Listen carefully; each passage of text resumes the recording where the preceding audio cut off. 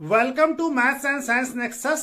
मैं काबिल। आज हम लोग करने जा रहे हैं चैप्टर 3 क्लास 10th साइंस का एनसीईआरटी का मेटल्स एंड नॉन मेटल।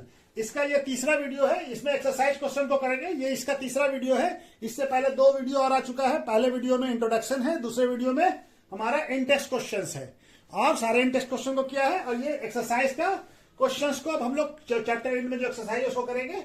ठीक है, तो चलिए सारे का डिस्क्रिप्शन बॉक्स में लिंक दे दिया गया है, उसको भी देख सकते हैं। ठीक है ना। ये क्वेश्चन क्या करें, पहला क्वेश्चन है ऑब्जेक्टिव एमसीक्यू है। Which of the following pair will be give displacement reaction. इसमें से कौन सा पेयर है जो कि डिस्प्लेसमेंट रिएक्शन देगा। NaCl solution and copper metal. दूसरा क्या है MgCl magnesium chloride solution and aluminium metal. और ferrous sulphate solution and silver metal. और दूसरा क्या है silver nitrate solution and copper metal. तो हमारा ऑप्शन देखिए, सिल्वर जो है कॉपर से मोर रिएक्टिव है, सोडियम कॉपर से मोर रिएक्टिव है, ये तो डिस्प्लेस नहीं होगा। मैग्नीशियम एल्यूमिनियम से मोर रिएक्टिव है, ये भी नहीं होगा। आयरन सिल्वर से मोर रिएक्टिव है, तो ये भी डिस्प्लेस नहीं होगा। लेकिन यहाँ पे देखिए ये सिल्वर नाइट्रेट है और यहाँ पे कॉपर है, तो कॉपर जो है सिल्वर से मोर रिएक्टिव है, तो ये डिस्प्लेस कर देगा। कॉपर सिल्वर को डिस्प्लेस कर देगा, तो ये वाला ऑप्शन हो जाएगा। तो आंसर क्या हो जाएगा, आंसर हो जाएगा हमारा डी। ठीक है, आंसर क्या हो जाएगा D. AgN silver nitrate solution and copper. तो कॉपर जो है सिल्वर को डिस्प्लेस कर देगा। तो चलिए नेक्स्ट क्वेश्चन करते हैं। दूसरा क्वेश्चन क्या कह रहा है, which of the following method is suitable for preventing of iron fry pan from rusting. यानी आयरन के फ्राई पैन को रस्टिंग से बचाने के लिए इसमें से कौन सा मेथड जो है प्रिवेंट करने के लिए, बचाने के लिए कौन सा मेथड हमारा सबसे अच्छा होगा, सबसे सुटेबल होगा। ठीक है ना। पहला क्या है अप्लाइंग ग्रीस, दूसरा क्या है अप्लाइंग पेंट, तीसरा क्या है applying A coating of zinc, और ऑल ऑफ दिस। डी क्या हो जाएगा, ऑल ऑफ दिस ये पूछ रहा है। तो हमारा करेक्ट ऑप्शन क्या होगा, हम क्या करते हैं applying A coating of zinc कर देते हैं। ठीक है ना, क्या करते हैं, करेक्ट ऑप्शन क्या होगा, आंसर क्या होगा सी।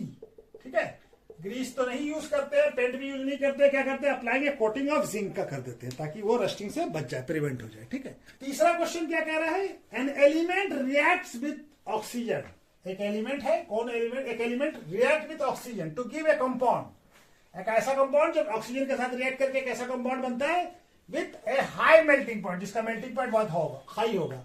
और क्या है, this compound is also soluble in water, the element is likely to be. तो एलिमेंट क्या होगा, क्या हो सकता है। ठीक है ना, कंपाउंड क्या होगा, जिसका ऐसा कंपाउंड बनेगा जिसका मेल्टिंग पॉइंट बहुत हाई होगा और वो वाटर में सोलेबल भी होगा। तो ऐसा कौन सा कंपाउंड होगा हमारा, कैल्शियम होगा। कैल्शियम ऑक्साइड बनता है, कैल्शियम ऑक्साइड हमारा वाटर में सोलेबल भी है और इसका मेल्टिंग पॉइंट भी बहुत हाई होता है। तो ये ऑप्शन क्या हो जाएगा, आंसर क्या हो जाएगा ए।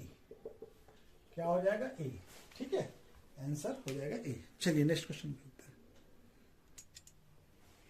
चौथा क्वेश्चन क्या कह रहा है, food can are coated with tin and not zinc.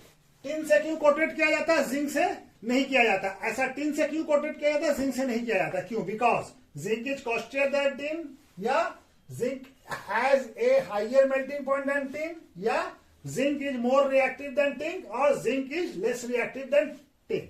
ठीक है ना। तो हमारा करेक्ट ऑप्शन कौन सा है, जिंक जो है मोर रिएक्टिव होता है टिन से, इसी वजह से नहीं करते। क्या होगा आंसर, आंसर हो जाएगा हमारा सी। आंसर क्या हो जाएगा सी। क्या हो जाएगा सी। ठीक है, आंसर क्या हो जाएगा सी। ठीक है, चलिए नेक्स्ट क्वेश्चन करते हैं। क्वेश्चन नंबर 5 क्या कह रहा है, you are given a hammer. यानी आपको क्या दिया हुआ, हमको एक हैमर, एक battery a bulb, a wire and a switch, ये सारा सामान हमको दिया हुआ। उसके बाद हमसे क्या क्वेश्चन पूछ रहा, how could use these them. इसको यूज करके to distinguish between the samples of metals and non metals को हम कैसे अलग करके बता सकते हैं। दूसरा क्वेश्चन क्या कह रहा है, access the usefulness of these test in distinguish between the metal and non metal. क्या चीज हम एक्सेस, क्या यूजफुलनेस था इसका और क्या यूज किया हम बताना है। ठीक है ना, मेटल और नॉन मेटल का। ठीक है, तो पहला ए वाला पार्ट बताते हैं क्या करना है। ये हैमर दिया हुआ है हमको, बैटरी दिया हुआ, बल्ब दिया हुआ, वायर्स दिया हुआ, स्विच दिया हुआ है। तो हैमर से क्या करेंगे, हैमर का यूज करके हम जो भी सब्सटेंस हमको दिया हुआ सैंपल, उसको हैमरिंग करेंगे, पीटेंगे, तो मेटल होगा, तो वो क्या हो जाएगा, थिन शीट में चेंज हो जाएगा, यानी मेलेबल प्रॉपर्टी होना चाहिए। ठीक है ना, तो वो जो थिन शीट में चेंज होगा वो मेटल होगा, और जो थिन शीट में चेंज नहीं होगा वो क्या हो जाएगा, नॉन मेटल हो जाएगा।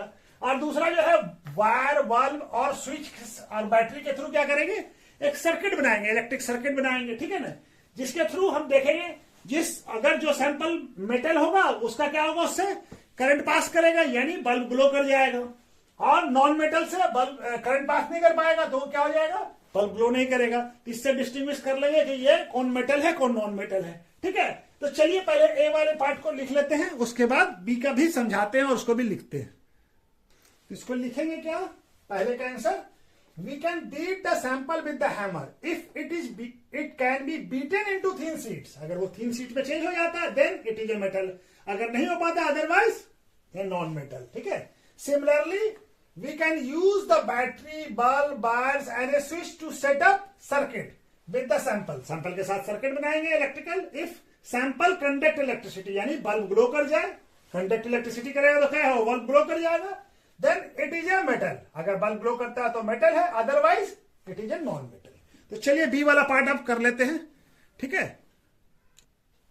बी वाला पार्ट क्या कह रहा है, access the usefulness of this test in distinguishing between the metal and non metal. तो हम लोग एक्सेस जो किया है इसको किसमें, कौन सा प्रॉपर्टी इस्तेमाल किया है, ये हैमरिंग करना, ये क्या है, मेलेबल प्रॉपर्टी, क्या फिजिकल प्रॉपर्टी यूज किया, और जो कंडक्शन ऑफ इलेक्ट्रिसिटी, ये भी क्या है, फिजिकल प्रॉपर्टी। तो हम लोग क्या किया है इसमें यूज किया है, यूजफुलनेस क्या है इसका, physical property of metal non metal का इस्तेमाल करके इससे हम डिस्टिंग्विश किया है कि ये मेटल है कि नॉन मेटल है, ठीक है ना कि केमिकल प्रॉपर्टी, कोई केमिकल रिएक्शन नहीं किया हम लोग, फिजिकल प्रॉपर्टी यानी मेलेबिलिटी और कंडक्शन ऑफ इलेक्ट्रिसिटी, ठीक है ना, कंडक्टर का प्रॉपर्टी मेटल्स और नॉन मेटल से उससे डिस्टिंग्विश किया है, ठीक है। चलिए इसको भी लिख लेते हैं, क्या लिखेंगे बी का answer, the above test are useful in distinguishing between the metals and non metal as these are based on the physical property, no chemical reaction involve in this test. इसमें कोई केमिकल रिएक्शन हम involve नहीं किया है, सारा physical property को ही check करके हम मेटल और नॉन मेटल बताया है, ठीक है। तो चलिए इसको ऐसे लिख देंगे, ठीक है। क्वेश्चन नंबर 6 क्या कह रहा है, what are the amphoteric oxide, give 2 example of amphoteric oxide. Amphoteric oxide किसको कहते हैं, ऐसा ऑक्साइड जो कि एसिटिक और बेसिक बिहेवियर दोनों शो करता हो, ठीक है ना, ऐसे ऑक्साइड को कहते हैं एम्फोटेरिक ऑक्साइड। और 2 एग्जांपल क्या हो गया, एल्युमिनियम ऑक्साइड और जिंक ऑक्साइड, जो कि दोनों प्रॉपर्टी दिखलाता है, एसिटिक भी और बेसिक भी। तो चलिए इसको भी लिख लेते हैं, तो क्या लिखेंगे, the oxide that show both acetic and basic behaviour are called amphoteric oxide. Example क्या हो गया, एल्युमिनियम ऑक्साइड है ना, Al2O3 एल्युमिनियम ऑक्साइड, और जिंक ऑक्साइड, ठीक है ना, ZnO, ठीक है ना, जिंक ऑक्साइड, ठीक है। चलिए क्वेश्चन हो गया, नेक्स्ट क्वेश्चन करते हैं। क्वेश्चन नंबर 7 क्या कह रहा है, name the 2 metal which displace hydrogen from dilute acid and 2 metal which will not. यानी कि ऐसे 2 मेटल का नाम बताना है जो डाइल्यूट एसिड से हाइड्रोजन को डिस्प्लेस कर दे, और 2 मेटल का नाम बताना है जो हमारा नहीं कर पाए, ठीक है ना। तो जो कर लेने वाला, डिस्प्लेस कर लेने वाला कौन कौन सा मेटल हो जाएगा, जिंक हो गया, मैग्नीशियम हो गया, जो रिएक्टिविटी सीरीज में हाइड्रोजन से ऊपर है, ठीक है। ये सब रिएक्टिविटी सीरीज में हाइड्रोजन से जो ऊपर है वो हाइड्रोजन से मोर रिएक्टिव है, वो क्या करेगा, डिस्प्लेस कर देगा डाइल्यूट एसिड से हाइड्रोजन को। और जो रिएक्टिविटी सीरीज में हाइड्रोजन से नीचे है जैसे सिल्वर और कॉपर, ठीक है ना, ये नहीं कर पाएगा, ठीक है। तो चलिए इसको भी लिख लेते हैं, तो आंसर क्या लिखेंगे, 2 metal which displace hydrogen from dilute acid are zinc and magnesium, ठीक है। Well the metal which will not displace hydrogen from dilute acid are copper and silver. ये रिएक्टिविटी सीरीज में हाइड्रोजन से नीचे होता है, ये हाइड्रोजन से ऊपर होता है, इसे डिस्प्लेस कर देगा। तो चलिए नेक्स्ट क्वेश्चन करते हैं।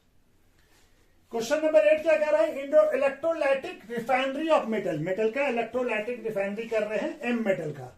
What could be you take as a anode, anode पे क्या लेंगे, कैथोड पे क्या लेंगे, और इलेक्ट्रोलाइट क्या होगा। इलेक्ट्रोलाइट किसको कहते हैं, वो जो सॉल्ट सॉल्यूशन होता है उसको इलेक्ट्रोलाइट कहते हैं, जो सॉल्यूशन होता है, ठीक है। एनोड क्या है, पॉजिटिव, और कैथोड है निगेटिव टर्मिनल, ठीक है। तो एनोड पे क्या होगा, एनोड पे हमारा इम्प्योर मेटल होगा एम का, और कैथोड पे क्या होगा, प्योर मेटल एम का डिपॉजिट होगा, और इलेक्ट्रोलाइट क्या होगा, सॉल्ट सॉल्यूशन ऑफ एम का, मेटल एम का सॉल्ट सॉल्यूशन होगा, ठीक है। तो चलिए इसको भी, इसको क्या लिखेंगे, एनोड पे क्या होगा, इम्प्योर मेटल ऑफ एम होगा, ठीक है ना, मेटल एम, और कैथोड पे प्योर मेटल एम डिपॉजिट होने लगेगा। और इलेक्ट्रोलाइट क्या होगा? Salt solution of metal M का सॉल्ट सॉल्यूशन होगा। ठीक है, तो चलिए नेक्स्ट क्वेश्चन करते हैं। क्वेश्चन नंबर 9 क्या कह रहा है? Pratyush took sulphur powder on a spatula and heated it. उस पे लेता है स्पैटुला पे और हीट करता है क्या? सल्फर पाउडर को। ही कलेक्टेड द गैस इवॉल्व। अब जब इसके हिट करने से, सल्फर के हिट करने से क्या होता है? ये गैस इवॉल्व होता है बाय, और वो गैस जो है by inverting and evolve by inverting a test tube over it. इसके ऊपर एक टेस्ट ट्यूब रखा है, इस पे गैस इवॉल्व होकर कलेक्ट हो रहा है एज सून इन फिगर। ठीक है, ये बर्नर है, इससे हिट हो रहा है तो गैस इवॉल्व हो रहा है।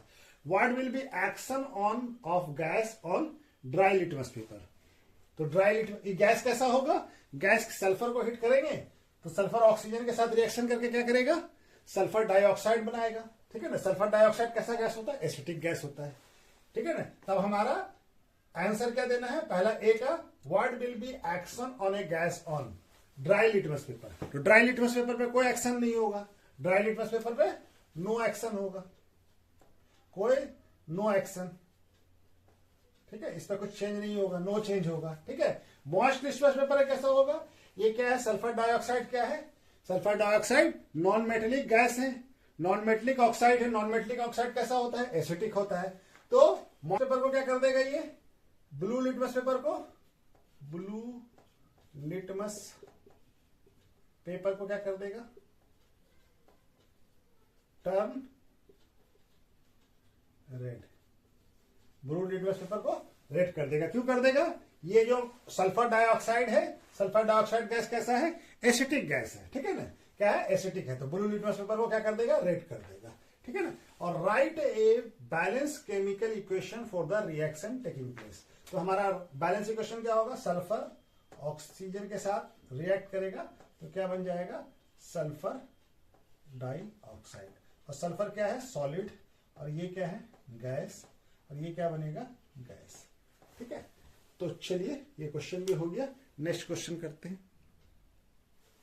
ये क्या है? बी है, बी का आंसर है। बी का आंसर क्या है? सल्फर ऑक्सीजन के साथ रिएक्ट करके क्या बनाएगा? Sulphur dioxide.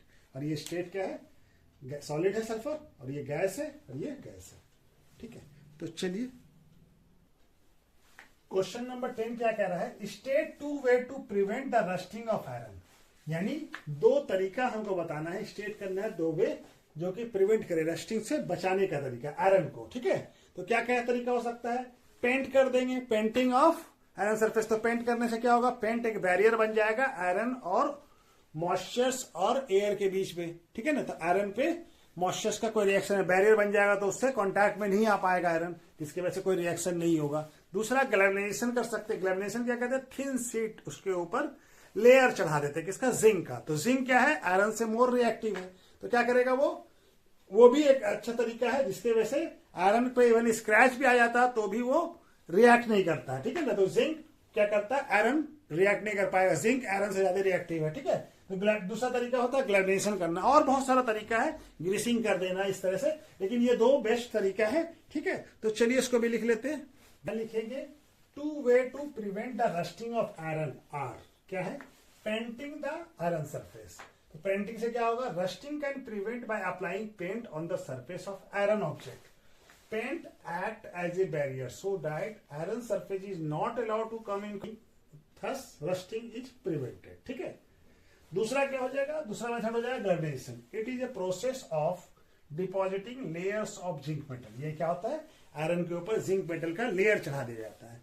जो जिंक जो है, मेटल जो है, मोर रिएक्टिव देन आयरन होता है on the surface of iron. ठीक है ना, किस पे चढ़ाया जाएगा? Surface. It is a effective method of protecting iron as क्या करता है? जिंक प्रिवेंट रस्टिंग, आयरन को रस्टिंग नहीं होने देता है। ठीक है, इफ सरफेस जो है अगर वो स्क्रैच भी हो जाएगा तो भी वो, इफ सरफेस इज स्क्रैच। ठीक है, तो चलिए इस तरह से इसको लिखेंगे। नेक्स्ट क्वेश्चन करते हैं। क्वेश्चन नंबर 11 क्या कह रहा है? What type of oxide are form when non metal combined with oxygen. तो नॉन मेटल ऑक्सीजन के साथ कंबाइन करता है तो जनरली क्या होता है? एसिटिक गैस बनता है, जैसे कार्बन डाइऑक्साइड, सल्फर डाइऑक्साइड, और कुछ केस में न्यूट्रल गैस भी बनता है, जैसे कार्बन मोनोऑक्साइड और नाइट्रोजन मोनोऑक्साइड। ये सब क्या हो गया? न्यूट्रल गैस हो गया। ठीक है ना, ऑक्सीजन के साथ रिएक्शन करके क्या करता है? ऑक्साइड जो है या तो एसिटिक होगा या न्यूट्रल होगा। तो चलिए इसको भी लिख लेते हैं। क्या लिखेंगे? What when non metal combined with oxygen acidic और neutral oxide are form. For example जैसे carbon dioxide, sulphur dioxide are acidic, whereas carbon monoxide, nitrogen monoxide are neutral gas. ठीक है, तो ये हमारा आंसर हो जाएगा। ठीक है, क्वेश्चन नंबर 12 क्या कह रहा है? Give reason. 4 क्वेश्चन है इसमें, 4 पार्ट है इसका।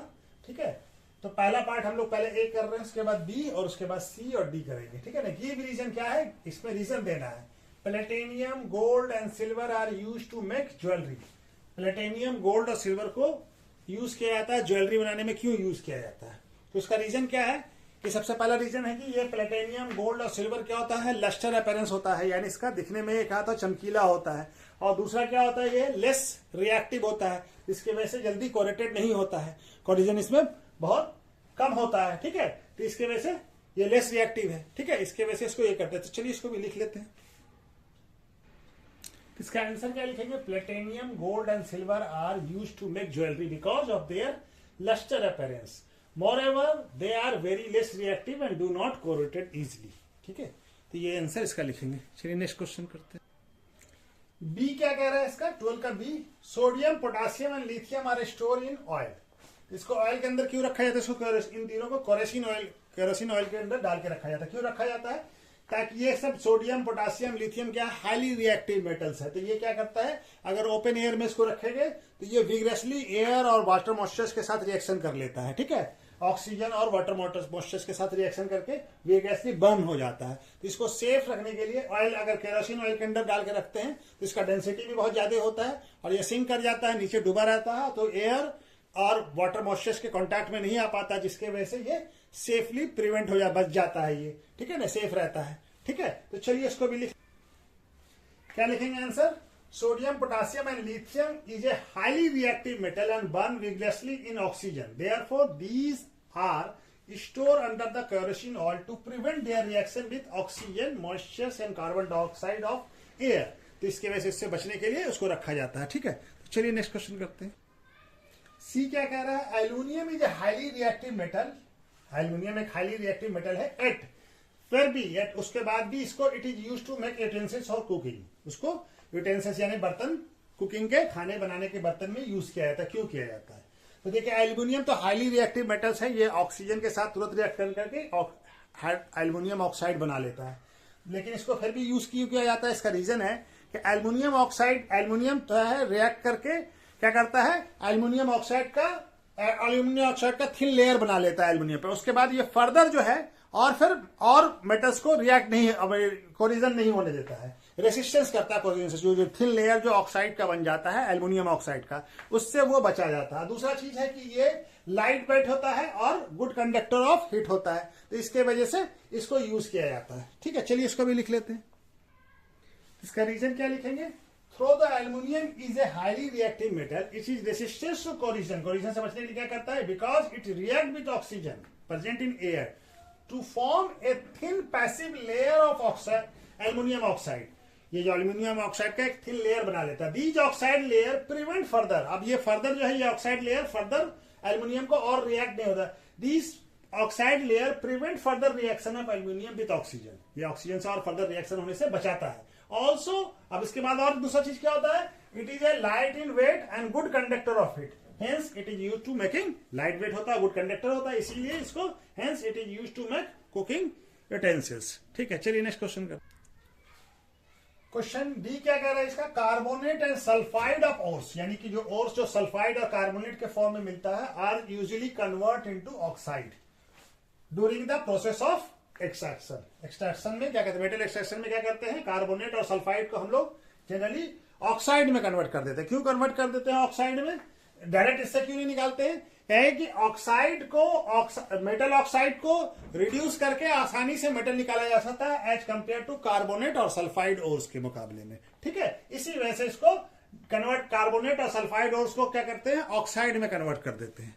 ठीक है, चलिए इसको भी लिखिए। तो आंसर क्या लिखेंगे? Carbonate and sulphide ore are usually converted into oxide during the process of extraction because metal oxide are easily reduced to metal in comparison to in comparison of their carbonate and sulphide ores के metal oxide को आसानी से किया जा सकता है reduce as compare to carbonate और sulphide के ओर्स के। ठीक है, चलिए क्वेश्चन नंबर 13 क्या कह रहा है, you must have seen the tarnished copper vessels being clean with the lemon और turmeric juice, explain why these sour substance are effective in the cleaning the vessels.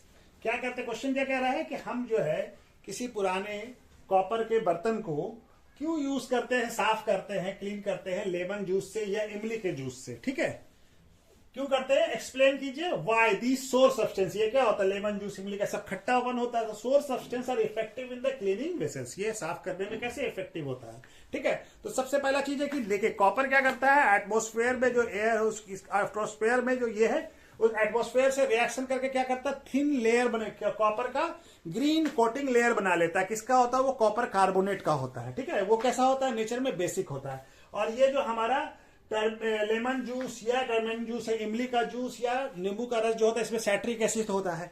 ठीक है ना, तो ये क्या करता है, वो बेसिक लेयर को न्यूट्रलाइज कर देता है। न्यूट्रलाइज कर देने से क्या होता है, वो जो है टर्निस जो ये है खत्म हो जाता है, न्यूट्रलाइज इफेक्टिव हो जाता है। इसकी वजह से वो बर्तन पूरा साफ हो जाता है अच्छे से, इसी वजह से इसको यूज किया जाता है। तो चलिए इसको भी लिख लेते हैं, क्या लिखना होगा, क्या लिखेंगे, copper vessels develop a coating of A green colour basic copper carbonate when they are exposed to humid atmosphere.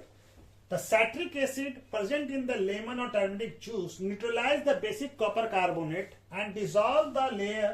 Therefore, source substance like lemon or turmeric juice are effective in a cleaning tarnish copper vessels. ठीक है, तो चलिए next question करते हैं। Question number 14 क्या कह रहा है, differentiate between the metal and non metal on the basis of their chemical property. यानी केमिकल प्रॉपर्टी के बेसिस पे हमको मेटल नॉन मेटल का क्या करना है, डिफरेंशिएट करना है कि मेटल वाटर के साथ क्या रिएक्शन है। मेटल क्या करता है, मेटल ऑक्सीजन के साथ रिएक्ट करके क्या बनाएगा, मेटल ऑक्साइड। ठीक है, इसी तरह से वाटर के नॉन मेटल मेटल से, और मेटल ऑक्साइड कैसा होता है, जनरली बेसिक होता है, और नॉन मेटल का ऑक्साइड यानी एसिटिक होता है, वाटर। ठीक है, उसके बाद समझा। तो 14 नंबर क्वेश्चन का differentiate between the metal and non metal basic on their chemical property. तो ये हमारा 6 केमिकल प्रॉपर्टी हम इसका लिख दिया हम लोग, रिएक्शन विथ और मेटल नॉन मेटल। तो क्या है, पहले ऑक्सीजन के साथ, तो ऑक्सीजन के साथ मेटल का रिएक्शन करके क्या बनता है, मेटल ऑक्साइड, जो कि जनरली कैसा होता है, बेसिक नेचर का होता है। नॉन मेटल ऑक्सीजन के साथ रिएक्शन करके क्या बनाएगा, नॉन मेटेलिक ऑक्साइड, जो जनरली एसिटिक नेचर का होता है। वाटर के साथ मेटल रिएक्शन करके क्या बनाता है, मेटल हाइड्रोक्साइड, और जनरली नॉन मेटल वाटर के साथ रिएक्शन नहीं करता है। Dilute acid, metal are more reactive than जो मेटल हाइड्रोजन से मोर रिएक्टिव होगा वो क्या करेगा, डाइल्यूट एसिड से हाइड्रोजन को डिस्प्लेस कर देगा। ठीक है, और अपना वो मेटल का सॉल्ट बनाएगा और हाइड्रोजन गैस उससे लिबरेट होगा। डाइल्यूट एसिड से नॉन मेटल कोई रिएक्शन नहीं करता, do not react with dilute acid. Salt solution, metal that is more reactive, salt solution में क्या करता है, मेटल जो अपने से लेस रिएक्टिव मेटल के सॉल्ट को क्या करेगा, डिस्प्लेस कर देगा और खुद उसका सॉल्ट बन जाएगा। Metal that is more reactive displace less reactive metal from their salt solution. उसी तरह से नॉन मेटल भी करता है, non metal that is the more reactive displace less reactive non metal from their salt solution. ठीक है, chlorine के साथ रिएक्शन करके क्या करता है, मेटल क्लोरीन के साथ मेटल क्लोराइड फॉर्म करता है। मेटल क्लोराइड और फॉर्म विच आर द कैसा नेचर का होता है, आयनिक बॉन्ड होता है। ये बॉन्ड कैसा होता है, ionic nature, which are ionic in nature. Non metal भी नॉन मेटल क्लोराइड फॉर्म करता है, विच आर ये कैसा नेचर का होता है, कोवेलेंट बॉन्ड बनाता है। कैसा बॉन्ड होता है, कोवेलेंट बॉन्ड। ठीक है, हाइड्रोजन के साथ नॉन आयनिक मेटेलिक हाइड्राइड बनाता है, रिएक्टिव मेटल, सब मेटल नहीं बनाता, रिएक्टिव मेटल। ठीक है ना, और इसमें क्या बनता है, नॉन मेटल में कोवेलेंट हाइड्राइड फॉर्म होगा। ठीक है, जो हाइड्राइड फॉर्म होगा वो कैसा होगा, कोवेलेंट बॉन्ड होगा, इसमें आयनिक होगा। ठीक है, चलिए तो नेक्स्ट क्वेश्चन। क्वेश्चन नंबर 15 क्या कह रहा है, a man went to door posting as a goldsmith. यानी एक आदमी है जो कि हर जगह घर घर जा रहा है और क्या अपने आप को क्या बता रहा है कि हम गोल्ड स्मिथ यानी सुनार है। He promises bring back to glitters of a old and dull gold ornaments. वो क्या बताता है कि बोलता है कि आप हमको अपना ऑर्नामेंट दीजिए यानी ज्वेलरी दीजिए, और इसको हम क्या करेंगे, इसका जो डलनेस है और इसको हम एकदम नया कर देंगे, उसका चमक आ जाएगा वापस। एंड अनसस्पेक्टेड लेडीज, एक लेडी जो है अपना एक सेट ऑफ गोल्ड बैंगल्स, चूड़ी, गोल्ड का चूड़ी जो है विच इज दे दी उसको। ठीक है, तो वो क्या किया, एक solution deep in a particular solution, and him to him and which is deep in a particular solution. वो उसके किसी पर्टिकुलर सॉल्यूशन में उसको डाला. The bangles sprangly like a new. माने जो चूड़ी था वो बैंगल्स जो है वो चमकने लगा नया जैसा. But their weight was reduced drastically. लेकिन उसका जो वेट था वो गोल्ड का वेट कम हो गया. The lady was upset after that. A fertile argument. माने वो अब लेडी बहुत मतलब है कि नाराज हुई और वो क्या की बहुत आर्गुमेंट की उस आदमी के साथ. अब वो आदमी क्या किया, बीट हैस्टी रिट्रीट, यानी वो हड़बड़ा के वहां से भाग गया जल्दी से. ठीक है, जल्दीबाजी में भाग गया. Can you play an detective to find out the nature of solution he use. तो हमको बताना कि कौन सा सॉल्यूशन में ऐसा डाला था जिसकी वजह से गोल्ड का बैंगल्स का वेट कम हो गया. ठीक है, तो ये क्या था, सॉल्यूशन क्या था, एक्वारीगा. एक्वारीगा क्या होता है, कंसंट्रेटेड हाइड्रोक्लोरिक एसिड और का 3 पार्ट होगा और कंसंट्रेटेड नाइट्रिक एसिड का 1 पार्ट होगा. ये क्या होता है, हाईली कोरेसिव होता है. ये क्या करता है, इसके अंदर गोल्ड जाता है तो गोल्ड के ऊपर का जो लेयर है वो क्या होता है, उसके अंदर मेल्ट हो जाता है और उससे फ्यूमिंग माने धुआं निकलने लगता है. और वो क्या होता है, गोल्ड का इनर लेयर जो है वो जो लस्टर पार्ट होता है वो गोल्ड का अपर लेयर जो है गोल्ड का मेल्ट हो जाता है और अंदर का लेयर जो है जो लस्टर पार्ट है वो आके चमकने लगता है. इसी वजह से वो चमक रहा है और उसके वजह से जो मेल्ट जो हो गया है वो गोल्ड उस सॉल्यूशन में चला गया है. ठीक है, तो यही वजह से ये वो कौन सा यूज किया, एक्वारीगा. एक्वारीगा क्या होता है, 3 पार्ट ऑफ हाइड्रोक्लोरिक एसिड और 1 part of concentrated hydrochloric acid और 1 part of concentrated nitric acid. ठीक है, उसमें डाला है, इसी वजह से वो गोल्ड का वेट जो है कम हो गया है. चलिए इसको भी लिख लेते हैं. इसका आंसर क्या लिखेंगे, he must have dipped the gold bangle in aquariga, which is formed mixing 3 part of concentrated HCl and 1 part of concentrated nitric acid. ठीक है ना, ये हाइड्रोक्लोरिक एसिड और नाइट्रिक एसिड 3 पार्ट होता है हाइड्रोक्लोरिक एसिड और 1 पार्ट होता है नाइट्रिक एसिड एक्वारिगा में. It is the highly coercive and fuming liquids. और ये क्या होता है, लिक्विड से धुआं निकलने लगता है एंड क्या करता है वो गोल्ड को डिसॉल्व गोल्ड इन इट, अपने अंदर गोल्ड को डिसॉल्व कर लिया. After dipping gold bangles in aquariga, outer layer of gold get dissolve हो गया outer layer and inner layer जो है shining layer appears हो गया. Therefore उसका जो वेट है, वेट ऑफ गोल्ड बैंगल्स क्या हो गया, रिड्यूस हो गया. ठीक है, तो चलिए नेक्स्ट क्वेश्चन करते हैं. क्वेश्चन नंबर 16 क्या कह रहा है, give reason why copper is used to make hot water tank and not steel an alloy of iron.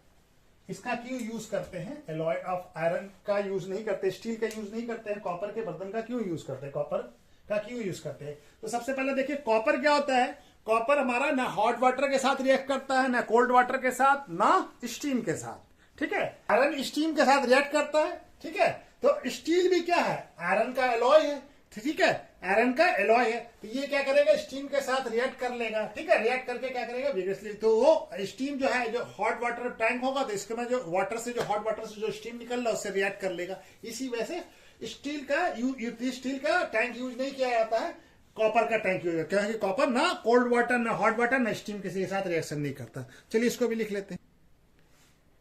ये क्या लिखेंगे answer, copper is use to make hot water tank and not steel because copper does not react with cold water, hot water और steam. However iron react with steam.